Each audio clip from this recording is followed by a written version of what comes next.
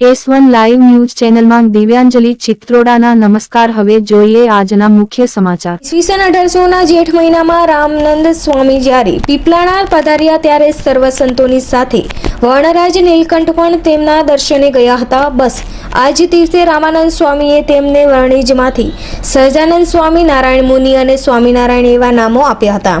ત્યારથી વર્ણિરાજ નીલકંઠ સહજાનંદ સ્વામી તરીકે આખા વિશ્વમાં ઓળખાયા છે।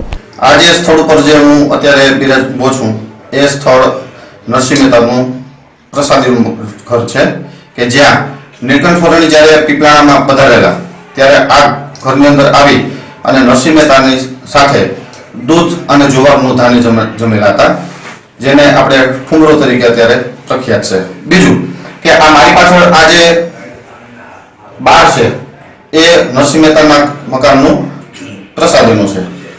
એ છે આ છે અહીં પીપલાણામાં સંઘાઈ મુસલમાની છોકરી તેમને વડમાં આવેલો।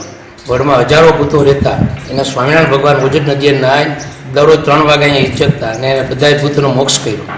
એવું આ સંઘાઈનું વડની પ્રસાદીનું સ્થળ છે।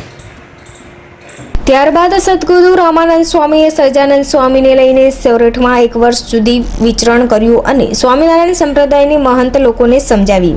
પીપલાણા ગામની પશ્ચિમ દિશામાં આવેલ એક સંઘાઈના વૃક્ષમાં વસતા હજારા ભૂતોનો ઉદ્ધાર કરી સહજાનંદે તે ભૂતોને બદ્રિકાના આશ્રમમાં મોકલી દીધા હતા। એ વડ ત્યારથી હરિભક્તો માટે જૂનો બની ગયો છે। આ શ્રીજી મહારાજનું પ્રસાદીનું દીક્ષાધામ છે। અહીંયા ભગવાન સ્વામિનારાયણ અને સદગુરુ રામાનંદ સ્વામીનું મિલન થયું। તેમણે ભાગવતી દીક્ષા આપી અને નારાયણ મુનિ, સહજાનંદ સ્વામી અને સ્વામિનારાયણ એવા નામ અભિધાન કર્યા। અહીંયા ભગવાન સ્વામિનારાયણ 6 મહિના સુધી વિષ્ણુયાગ કરેલો છે। સંઘાઈનો વડ હતો, ત્યાં હજારો ભૂતો રહેતા એનો ઉદ્ધાર કરેલો છે અને ઓજત નદી ઉપર પાણી ઉપર ચાલીને ભગવાન શ્રી હરિને પધાર્યા છે। એવી આ પ્રસાદી ભૂમિ છે। અહીંયા મોટા મોટા સદગુરુએ પોતાનું યોગદાન આપેલું છે અને અમારા ગુરુ જોગી સ્વામીએ આ ભૂમિનો જીર્ણોદ્ધાર કરેલ છે અને અમારા ગુરુ સદગુરુ પરમ પૂજ્ય સદગુરુ મહંત મોહન પ્રસાદ દાસજી સ્વામીએ નૂતન મંદિરનું નિર્માણ કરેલું છે। તો આ પ્રસાદી ભૂમિમાં આપ ખાસ દર્શન કરવા પધારજો એવી અભિવાદન સાથે પ્રાર્થના। જય સ્વામિનારાયણ। આ ભૂમિમાં આજે લાખો લોકો પ્રવાસીઓ દેશ વિદેશથી આવી રહ્યા છે। પીપલાણા ગામનું આ યાત્રાધામ જોવા જેવું છે। કહેવાય છે કે જ્યાં સુધી પીપલાણા ગામની યાત્રા અધૂરી રહે ત્યાં સુધી યાત્રાનું ફળ મળતું નથી। એ કારણે જ આ યાત્રાધામ વિશ્વ S1 લાઈવ ન્યૂઝ ચેનલમાં હું દિવ્યાંજલિ ચિત્રોડા। ફરી મળીશું, બધાને મારા નમસ્કાર।